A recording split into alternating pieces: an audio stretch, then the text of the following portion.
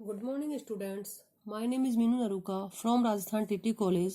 मैं BSc second year को pteridophyta, gymnosperm and palaeobotany में जो टॉपिक आज पढ़ाने जा रही हूँ वो टॉपिक है लघु बीजाणु का अंकुरण तथा नर युग्मकोद्भिद का विकास। किसमें? स्लेजिनेला में। दैट मीन्स स्लेजिनेला में लघु बीजाणु का अंकुरण तथा नर युग्मकोद्भिद का विकास किस प्रकार से होता है।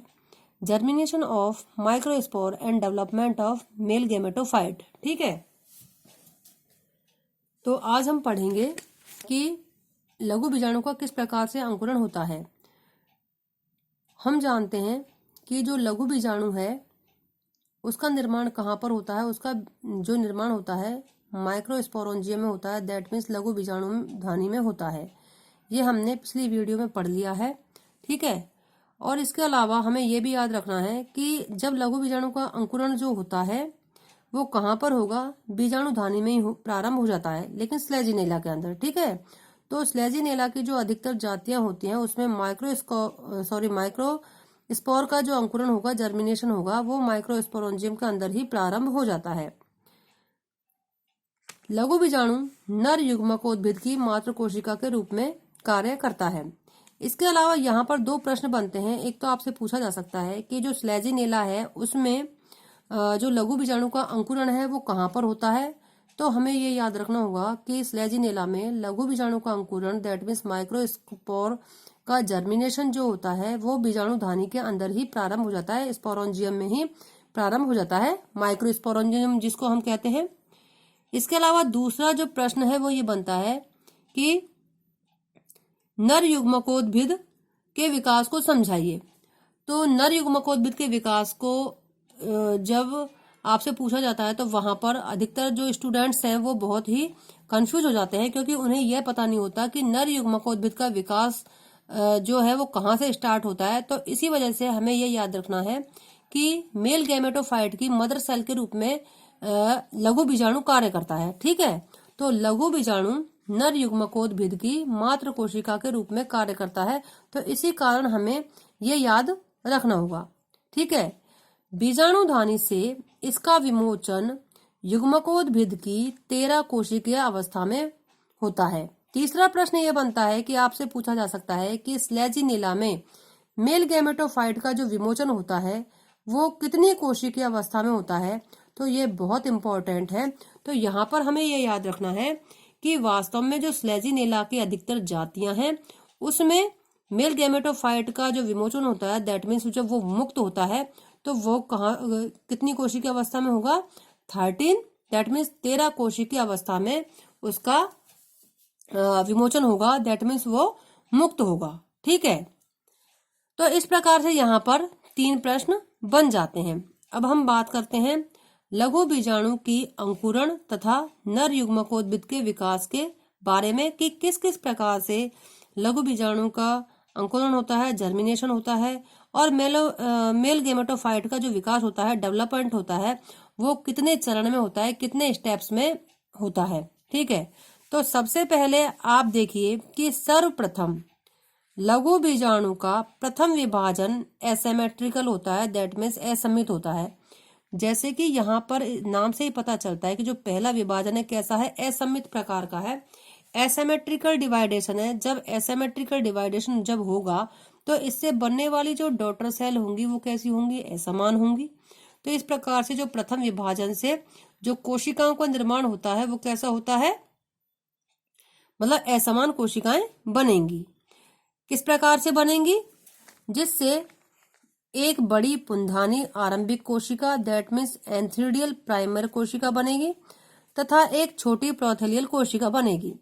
अब हम इसको इस प्रकार से समझ सकते हैं कि जो प्रथम विभाजन हुआ वो कैसा हुआ, असममित विभाजन हुआ, और उससे 2 प्रकार की कोशिकाएं बनी। एक तो छोटी प्रोथेलियल कोशिका बनती है और एक जो बड़ी कोशिका बनती है उसको पुंधानी आरंभिक कोशिका या एंथ्रीडियल प्राइमरी सेल कहते हैं।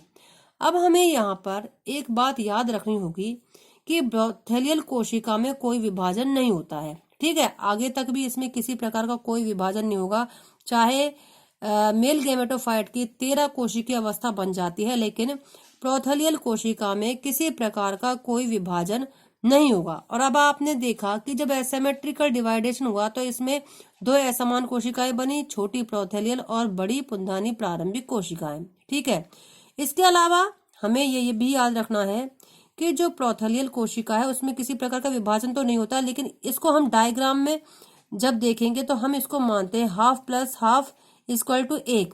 ठीक है, तो जब हम इसे डायग्राम से समझेंगे तो वहां पर हमें कंफ्यूज नहीं होना है।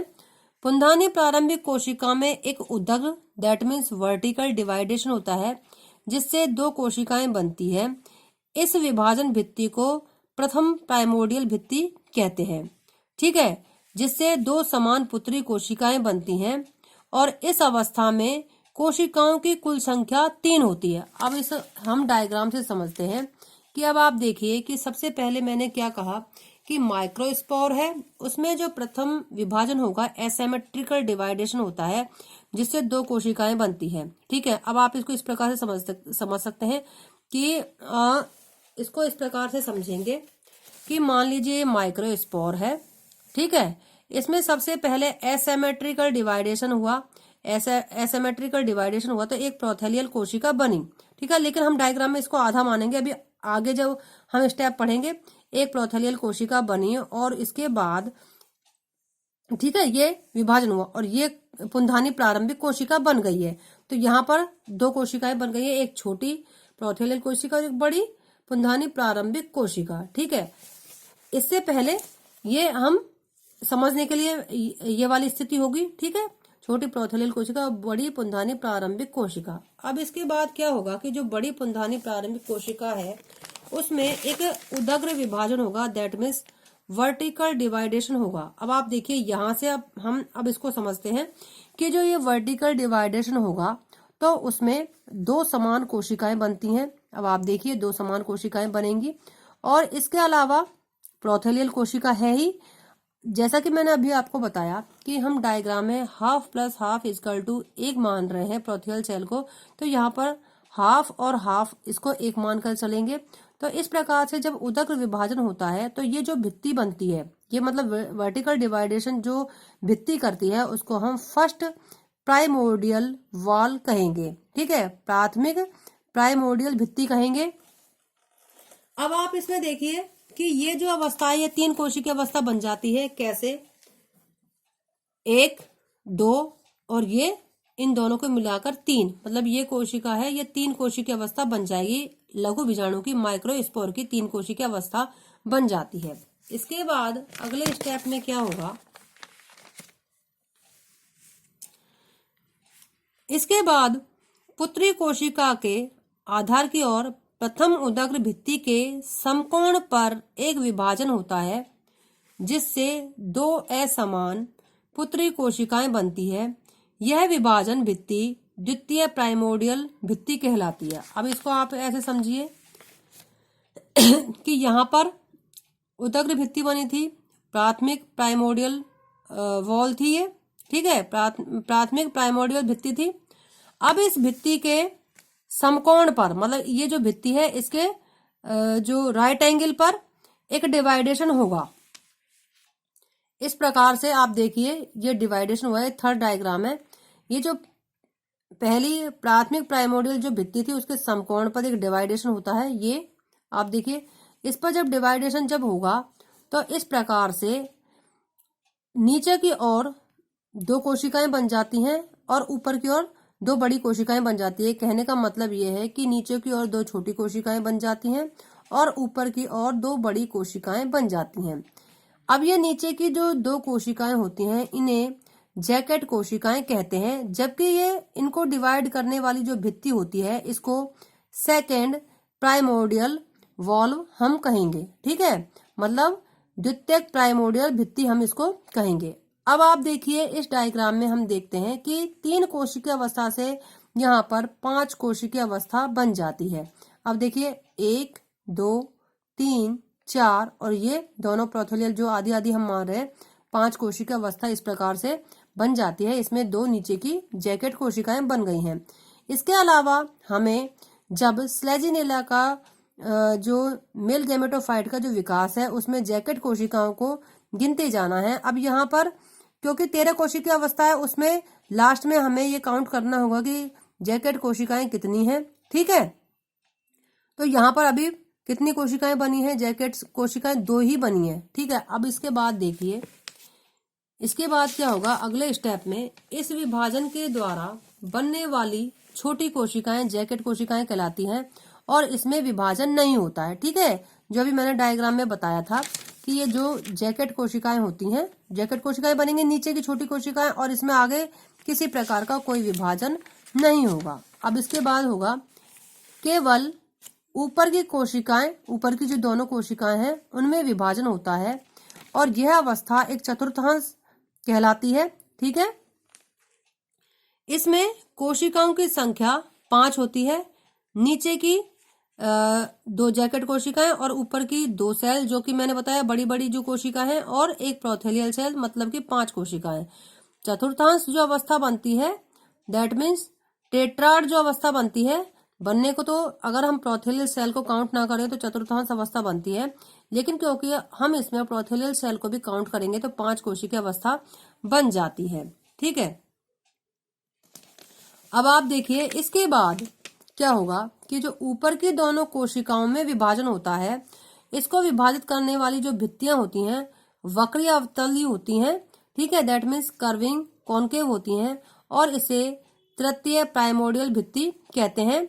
और इस विभाजन से भी 2 असमान कोशिकाओं का निर्माण होता है, एक जो प्रोथेलियल कोशिका के समीप होती है जबकि दूसरी जो होती है वो छोटी प्रोथेलियल कोशिका के एक तो जो होगी प्रोथेलियल कोशिका के समीप जो होगी वो तो छोटी होती है और प्रोथेलियल कोशिका से दूर जो कोशिका होती है वो बड़ी होती है। अब आप इसमें देखिए इस डायग्राम में आगे की ओर कि यहाँ पर ये समकोण पर डिवाइडेशन हुआ था। अब ये ऊपर वाली कोशिकाएं हैं और ये नीचे वाली कोशिकाएं, नीचे वाली कोशिका में किसी प्रकार का विभाजन नहीं हो रहा, पर ऊपर वाली जो कोशिका है उनमें विभाजन होगा। ये वक्रीय अवतली विभाजन जो होता है इस प्रकार से विभाजन होगा, जिससे 2 प्रकार की कोशिकाओं का निर्माण होता है। एक तो प्रोथेलियल कोशिका के समीप वाली कोशिका यहाँ पर भी, और एक प्रोथेलियल कोशिका से दूरस्थ कोशिका, दैट मीन्स प्रॉक्सिमल सेल और डिस्टल सेल। ठीक है, तो अब अगर हम इस अवस्था को देखते हैं तो इसमें 7 कोशिकीय अवस्था देखने को मिलती है। ये 7 कोशिकाएं हमको देखेंगे कि 2 जैकेट कोशिकाएं होगी और एक प्रोथेलियल कोशिका के निकट हो गई। ठीक है, इसी तरह एक प्रोथेलियल कोशिका के निकट की हो गई, तो 1 2 3 4 और 5 6 मतलब ये डिस्टल सेल हो गई दोनों। तो और इसके अलावा ये प्रोथेलियल सेल, तो ये 7 कोशिकीय अवस्था यहाँ पर बन जाती है। ठीक है, इसके बाद जो समीपस्थ छोटी कोशिका में विभाजन के द्वारा जैकेट कोशिकाएं बनती हैं। दैट मीन जो समीपस्थ कोशिका होगी, ठीक है, प्रॉक्सिमल जो सेल होती है उसमें आगे विभाजन होगा तो वो जैकेट कोशिकाएं बनाएंगी, वो मैं अभी आपको बताऊंगी। तो इस प्रकार से इस अवस्था में कोशिकाओं की संख्या 7 हो जाती है। 2 तो जो कोशिकाएं रहेंगी यहाँ पर हम लिखेंगे 2 कोशिकाएं जो प्रोथेलियल कोशिका के निकट है, प्रोथेलियल कोशिका के निकट। ठीक है, और इसके अलावा प्लस 2 जैकेट और एक प्रोथेलियल सेल और 2 दूरस्थ कोशिका। तो इस प्रकार से यहाँ पर 2 जैकेट कोशिकाएं, 2 प्रोथेलियल कोशिका के निकट की कोशिकाएं, इसके अलावा एक प्रोथेलियल सेल और 2 दूरस्थ कोशिकाएं। ठीक है, इस प्रकार से 7 कोशिकीय अवस्था बन जाती है। क्योंकि यह टॉपिक अभी पूरा नहीं हो पाएगा इसलिए आज के लिए बस इतना ही, आगे हम कल पढ़ेंगे। Thank you.